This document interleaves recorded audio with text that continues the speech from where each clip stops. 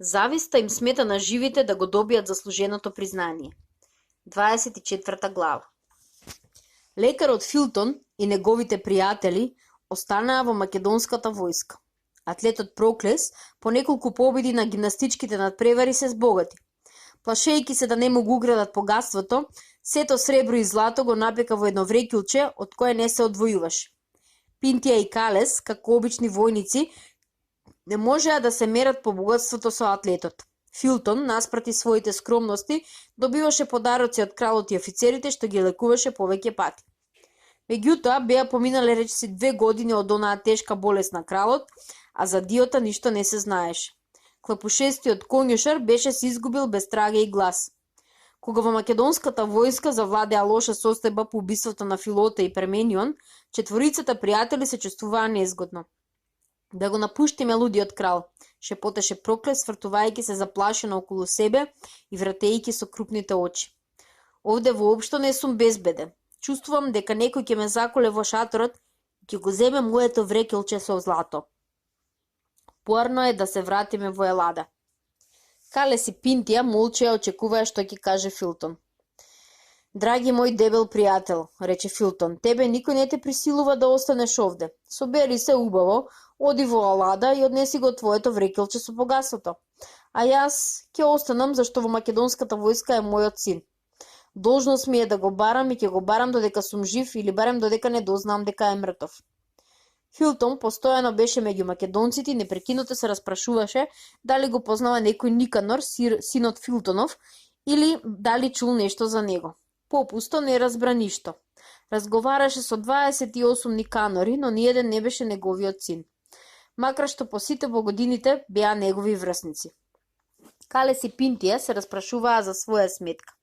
Ни тие не дознаа нешто. Неколку пати лекарот преку сигурни луѓе, од кои од време на време на Македонија и оттаму се враќаа, се обедуваше и таму да истражува и се беше попусто. Ќе останам овде, им зборуваше на пријателите. Можеби сепак ќе му влезаме еден ден во трагата. Времето се минуваше, тој остана и неговите пријатели Калес и Пинтија. Остана и атлетот Проклес, макар што мрамореше и докажуваше дека синот на лекарот не е веќе меѓу живите. Александар се повеќе ги прифаќаше персидските обичаи и ги тераше своите војници и тие да ги прифаќаат. Освен тоа, од Елада доаѓаа во Азија се повеќе писатели, сликари, скулптори, филозофи, глумци, мимичари и музичари. Едно време, во Персопол имаше околу 3000 и кралот организираше од време на време надпревари. Победниците добиваа големи награди, а по некои положи во високите во војската, во дворот или во администрацијата. Така се почувствува зближувањето меѓу елините, македонците и персијанците. Изгледаше дека е блиско остварувањето на желбата на Филип. Исократ и Филократ и други, добронамерните во Елада и Македонија, веќе ја гледаа во блиска иднина реализацијата на големото царство, во кое варварите ќе станат културни луѓе. Навистина, Александар својци се трудеше елинската култура да ја наметне, макар и со сила на азиските варвари. Но за тоа грандиозно дело требаше најнапред да се придобијат персијанците, меѓаните, бектраните, скифите и перкјаните, индите и многу други народи. Кралот зборуваше дека ги прифаќа персиските обичаи, за да им ги наметне после тоа елинските. Меѓутоа, неговите офицери не сакаа да го разберат тоа. Тие беа македонци и сакаа да останат такви. На најистакнатите војници им се чинеше дека сето тоа оди на штета на националноста. Малку сме ние македонците, зборуваше Пердика, а елините уште помалку. Обидот за елинизирање ќе заврши на наша штета, но персијанците и другите варвари нема да им го наметнеме елинизмот, а самите ќе се стопиме во нивната маса и ќе се загубиме.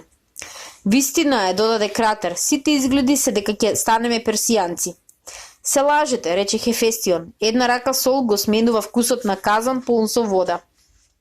Хефестион беше најогнен приврзаник на Александровата политика за мешање со персијанците. На негов предлог кралот нареди да се одберат 30.000 персиски момчиња што ќе ја изучуваат елинската култура и ќе вежбаат со македонско оружје, учејќи за начинот на војувањето. Другиот истакнат офицер Кратер беше против таа политика, но затоа многу вешто ги вршеше тековните работи во дворот и секогаш одржуваше врски со безбројните сатрапи и хиларси со кои беше преполната Азија.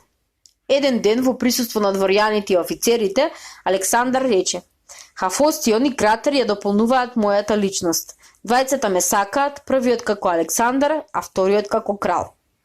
Меѓу овие двајца најнапред се јави нетрпеливост, а после и омраза, додека еден ден не ги зедоа мечевите и почнаа да се тепаат. Александар се вмеша во борбата, ги растрага и рече: Ако се обидете уште еднаш да се тепате, јас ке се борам и со двајцата. Секоја година во определени денови македонците го прославуваат Дионис, му принесуваа жртви и му се молеа. Макар што култот на тој бог се создал во Тракија, македонските војници го обожуваат Диониса како свој бог. Поради тоа се зачудеа што Александар на тој ден му принесе жртва на дисокурите, запоставувајќи го Диониса. Суеверните македонски војници сметаа дека ова осквернување не може да излезе на добро. Мрамореа, шепотеа и значено се погледнуваа еден со друг. Меѓутоа, вечерта на гозбата изгледаше дека со полн пехар се заборавило на Дионис и дисокурите. Веселбата течеше во полн ек и додека не се сети некој да спомне, сигурно за да му угоди на кралот, дека Кастор и Полукс имаат потекло од Зевса, споредувајќи го со нив и Александар. Тогаш заничаните додворувачи почнаа да се надпреваруваат кој повеќе убава ќе му поласка на кралот.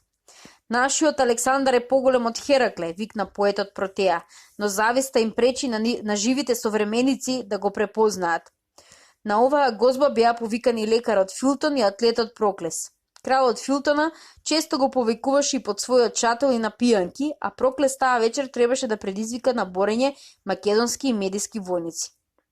Додека лекарот Филтон и атлетот Тивко разговараа, пиејќи вино од своите пехари, на другиот крај на големата маса, околу крајот, ласкавците се надпреваруваа со пофалбите. Нашиот крал е млад бог, зборуваше веќе пијаниот Меди. Кога уште малку ќе навлезе во години, ќе престане да старее.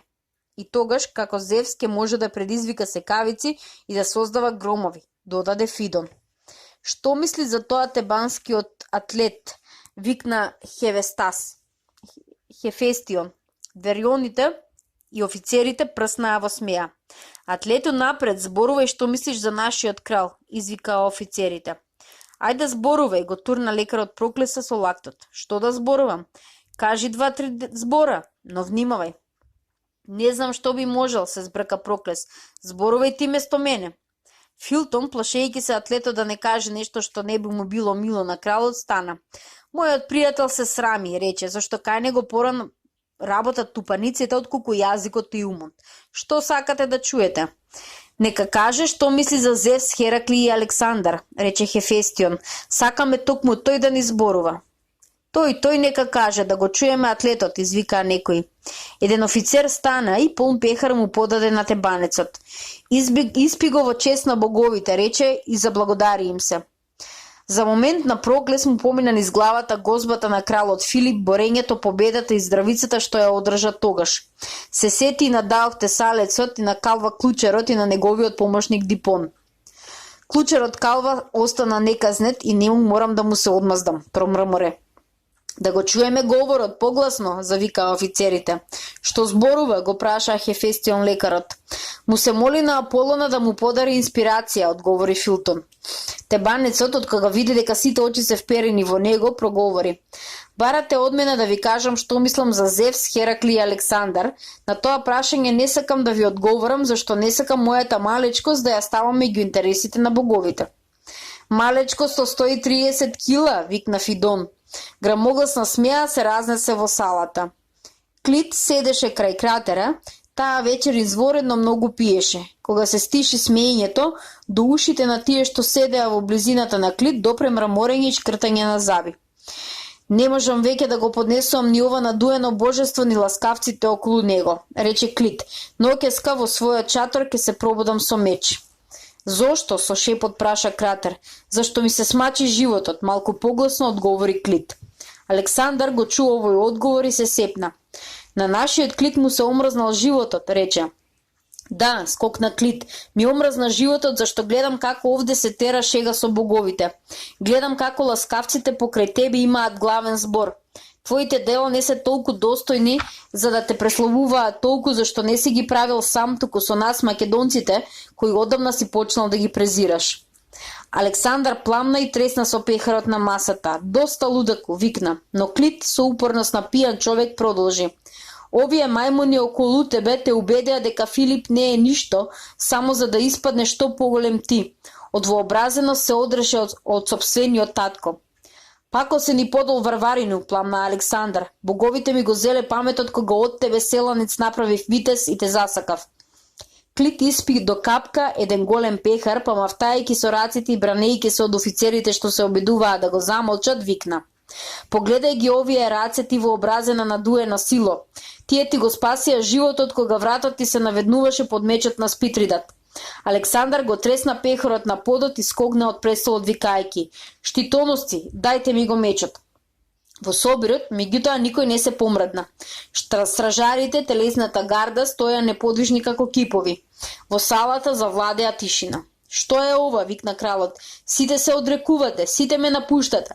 Со лабавени раци и наведната глава, Александар полека се врати до престолот и седна. Како што е обично кај пијани луѓе, наеднаш го опфати жалост. Тивко, збор по збор, кралот почна да се плачи. "Јас сум сега како царот Дарија кога го заропи сатрапот Бес, напуштен, изаден и омразен, и што ми остана од славата и величината, само бедното име на крал." "Не е така," викна Хефестион, "ти си наш бог." Наш бог, Александар велики и непобеден," загракаа офицерите. "Весело," викна Меди на свирачите. Музиката екна и веселбата продолжи. Кратер и Кен го тргнаа Клита, некако го убедија да молчи и се добиваше впечаток дека војникот се смирил. Се смири Александар, се подсмевнуваше и разговараше со дворувачите околу себе, макар што очите чудно му светеа и нозрите му потрепоруваа. Неговите додворувачи, македонци, персијанци и медијани, убедени дека веќе нема да се дојде до судар, ја продолжија пијанката. И се течеше во ред, додека не се појави поетот Праних. Тој му приде на Александар и му падна на колена. "Кралу," рече, "муза ме посети ноќеска, можам ли да ти пеам?" "Можеш," одговори Александар, "пеј и развесели ме." Праних стана, ги наштилува жиците на гитарата и опфати со погледот присутните. Околу устните на поетот се појави цинична смеа. 8 дена порано, во еден судреб со персијанците, бунтовници, македонците беа победени и принудени да бегаат. Праних почна да пее за тој случај, подвивајќи им се на офицерите што бегале. Песната предизвика страшна смеа. Пијаниот и избовлив Клит не издржа. Тој пак скокна и се развика. Зар во присуство на варварите и непријателите се дозволува ваков подвив со македонците? Оние што ги снашла несреќа сигурно се поарни од купат ласкавци околу кралот. Александар, совладувајќи се, потврли: "Нашиот добар Клит се оправдава кога го нарекува кукавличков несреќа. Но благодарејќи на крвта, токму на тие плашливи македонци и на моите рани стана славен." Бесно врати Клит. "Стана толку голем што сосила на Амон му се наметнуваш за син, бидејќи се откажа од Филипа." Александар го фати бес. "Зар ти, подлицу, мислиш дека јас ќе поднесувам да ги пунтуваш македонците против мене? Нека се блажени тие што изгинаа," врати Клит, "кога не мораат да гледаат како македонците ги наведнуваат главите под ударите на меѓаните и како ги молат персијанците да ги пуштат пред кралот." Дворјаните и офицерите, возбудени од крајноста, настанаа, па едни почнаа да го смируваат кралот, а други нагрнаа на Клит, кој се тргаше и мафтајки со раците туркаше се околу себе. "Жими Зевца," викна кралот, "чувствувам дека овде се вовлекол злобен елински дух и шетаа околу нас македонците како меѓу диви животни." Но Клит, не попуштајќи, викна: "Зборувај јасно што имаш или не повикувај на Госпа слободни луѓе, туку варвари и робови што ја бацуваат земјата пред тебе и се клањаат пред персиските фустани." Александар, опфатен од гнев, дотржа до трубача што зоеше покрај вратата. "Свири тревога," му викна. Војникот почна да се колеба, фаќајќи ја трубата што беше се заплеткала во кајтанот. Кралот му удри шлаканица, скокна до еден копјаник и во лутината му го отргна копјето од раката. И додека збунетите офицери се обидуваа да ја спречат несреќата, копјето од кралот го погоди Клита во градите. Офицерите почнаа да се грамадат околу паднатиот другар. Приди Александар. По вревата во салата настана тишина. Сите очи беа вперени во кралот. "Стравотија, него најмногу го сакав," рече Александар и заплака. Заплакаа и присутните зашто сите го сакаа војникот Клит.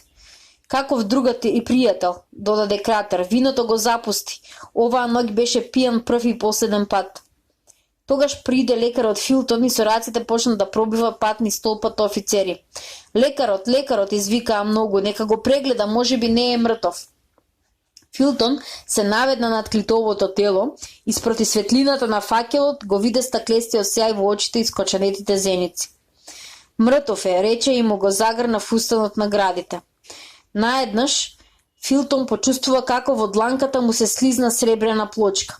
Повлече и го скина синџирчето. Спреди светлината го погледна релјефот на медалјонот и со треперлив глас рече: на едната страна малиот Дионис, а на другата буквата П. Од стресените раце на Филтона падна пред медалјонот. Гледајќи во лекаровото бледо лице и солзите во очите, офицерите почнаа да прашуваат: Што се случило? Мојот син, липајќи рече лекарот, мојот син Никанор го изгубив како дете од 1 година и го најдов дури сега мртов. Медалјонот со малиот Дионис, делот на мојот пријател Праксител. Никанор, Клит, Филтоновиот син, мртов, подмолно одекнаа гласови во одајата. Александар, столчен од болка, викна: одмазда на Дионис. Дионис се одмаздува, денеска е неговиот дел, а јас го изневерив. Дионис и на медалјонот. Како избезумен, кралот го фати копјето што стоеше покрај мртвиот Клит и замавно со него да се прободе. По нечија силна рака ја зграбчи за држката на копјето и го спречи ударот. Кралот погледа, пред него стоеше Кратер. Нема да се убиеш, кралу, рече благо офицерот. Го уби Клита, зашто така сакаше Мојре. Кралот, опфатен од оче, го однесоа од салата, а Филтон, блед и исправен, му се обрна на атлетот. Крени го мојот син, рече, ќе го балсамирам во својот чатор и ќе го однесам така во Атина. Барем мртов нека го види мајка му Гликера. 3 дена кралот не излегуваше од својата одеја. Очиот што го зафати поради убиството на Клита не престануваше. Пријателите попусто се обидуваа да го утешуваат, најпосле ги повика софистите и ги замолија тие да загосподарат со кралската болка. Анарксаркс од Абдера, софист проучен по тоа што пријателството не го мешаше за добротел и немаше ниеден пријател, му приде на кралот со зборовите: зар ова е оној Александар со кого ги вперил очите целиот свет? Тој пишти и плаче како роб, плашејќи се од законите и прекорот на луѓето, а би требало сам да им биде на луѓето закон и правда. Ти си станал роб на празни фантазии. Александар ја подкрена главата од перницата и се загледа во софистот. Дали знаеш зошто седат покрај престолот на Зевста Астерија и Темида? Го праша филозофот. Кралот молчеше. Поради тоа, рече, за да можат да го направат тоа што му се чини на Зевса право и добро. Клит беше мојот најголем пријател, рече кралот. Пријател, се насмеа софистот. Ни живиот пријател не заслужува внимание, а камоли мртвиот. Погледај го Калистена, и него го сметаш за пријател, а тој ги бунтува и војниците и младината. Александар се штрекна. Знаеше дека софистите и додворувачите го мразат Калистена затоа што му е внук и ученик на Аристотел.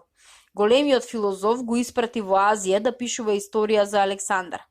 Тој е паметен човек, рече кралот, но е суров и прост. Впрочем, таков е неговиот поглед на светот и филозофијата што ја проповедува. Но не верувам дека ги бунтува моите војници и младината. Александар стана и му се загледа на софистот право во очи. Абдеранине, рече, твојот учител Демокрит е и софист и филозоф, но не е лажливко. Тоа што го рече за Калистена не ти го верувам. Оди. Истиот ден во присуство на неколку своји пријатели, Александар му упати прашање на Калистен. Кажи ми, филозофу, какво е твоето мислење за Зевс, Херакле и Александар? Калистен веднаш одговори. Зевс е невидливо божество и поради тоа сите се плашат и го почитуваат. Херакле станал бог дури откако пророчистото во Делфин им наредило на луѓето да го обожуваат. Александар е човек, најдостоен од сите што сум ги сретнал во животот. Неговата способност да војува и владее ги надминува сите кралеви што живееле кога било на земјава. Да го пуштиме значи да владее во животот, а ќе го обожуваме кога ќе умре. Зашто живиот човек не може да стои меѓу боговите. Кралот стрпливо го изслуша филозофот, па му се обрна со ново прашање. А персискиот обичај, Ти се противиш на паѓањето на колена пред владетелот? Сум против, врати филозофот. Ние елините мислевме дека Александар дошол во Азија најнапред да ја освои, а потоа и да ја победи. А што се случи? Азија ја освои, а варварските обичаи него го победија. Калистен, не обзирајќи се на тоа што кралот почна да се мурти, продолжи. Кралу, персијанците, меѓаните и другите варвари паѓаат клечејки пред твоите нозе. Тоа го бараш и од македонците. Еден ден ќе се појавиш и во Елада. Зар мислиш дека елините, најслободните луѓе, ќе ја бацуваат земјата пред тебе? Вртиш со главата и одредуваш. Како ќе изгледааш тогаш македонците во очите на елините, кога од нив слободни луѓе ќе направиш робови? Александар привидно мирно го ислуша филозофот и го пушти, но од тогаш Калистен му излезе од волјата, зашто вообразеноста на кралот немаше граници. Поради тоа, кога беше откриен заговорот на пажевите, ја изгуби главата и Калистен, кој божем ги подбуцнувал момчињата да губиат кралот на спиење.